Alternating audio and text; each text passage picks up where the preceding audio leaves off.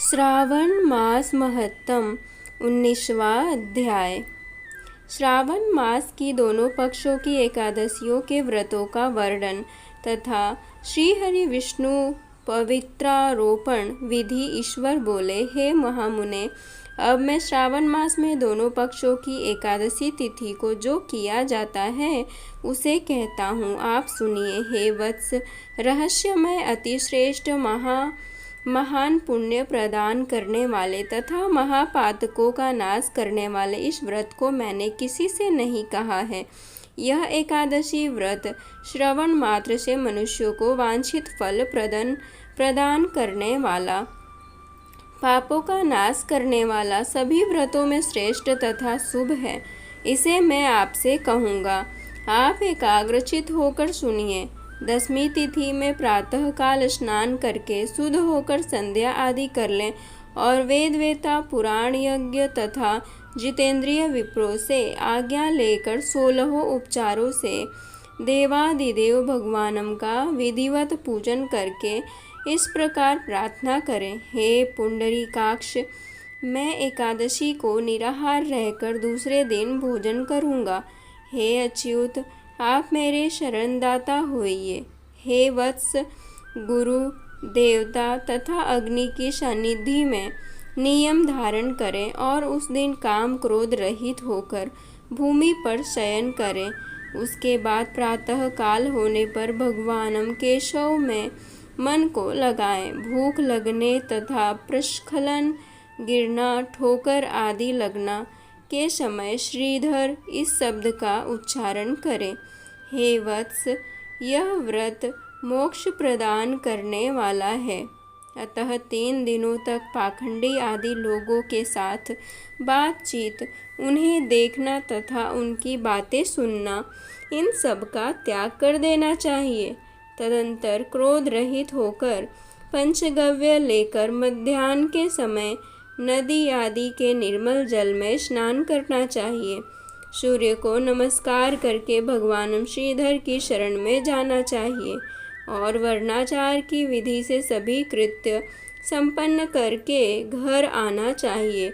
वहाँ पुष्प, धूप तथा अनेक प्रकार के नैवेद्यों से श्रद्धा पूर्वक श्रीधर की पूजा करनी चाहिए। उसके बाद स्वर्णमय पंचरत्न युक्त श्वेत चंदन से लिप्त तथा 2 वस्त्रों से आच्छादित कलश को स्थापित करके और शंख चक्र गदा युक्त देवादिदेव श्रीधर की प्रतिमा स्थापित कर उनकी पूजा करके गीत वाद तथा कथा श्रवण के साथ रात्रि में जागरण करना चाहिए।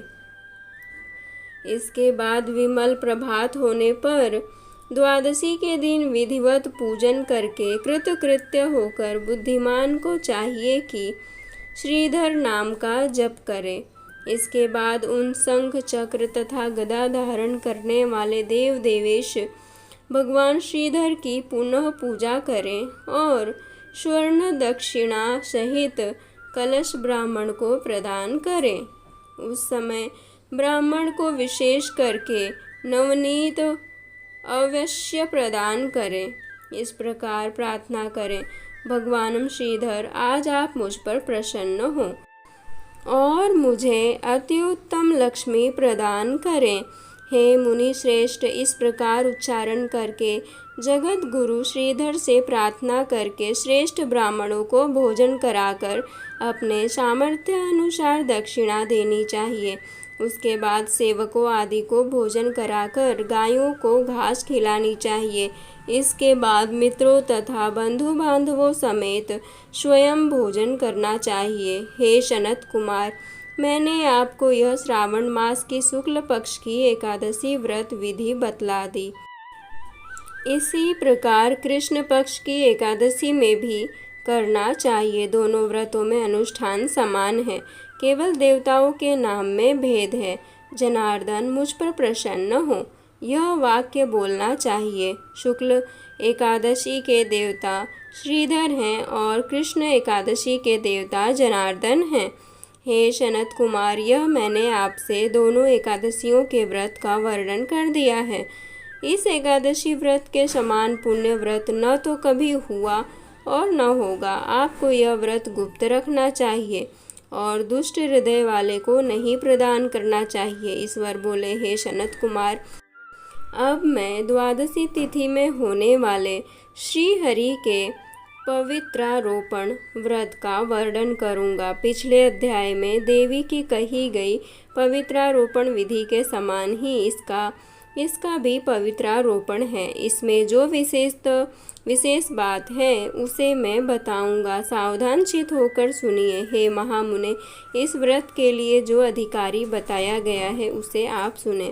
ब्राह्मण, क्षत्रिय, वैश्य, शूद्र तथा स्त्री, इन सभी को अपने धर्म में स्थित होकर भक्ति पूर्वक पवित्रारोपण करना चाहिए। द्विज को चाहिए कि अतो देवा अवन्तु नो यतो विष्णु विचक्रमे पृथ्व्या सप्तधामभिः, इस मंत्र से भगवान विष्णु की पूजा करें। स्त्रियों तथा शूद्रों के लिए नाम मंत्र है जिसके द्वारा वे भगवान विष्णु की पूजा करें। इसी प्रकार द्विज कद्रुद्राय, इस मंत्र से भगवान शिव जी की पूजा करें। स्त्रियों तथा शूद्रों के लिए नाम मंत्र है जिसके द्वारा वे भगवान शिव जी की पूजा करें।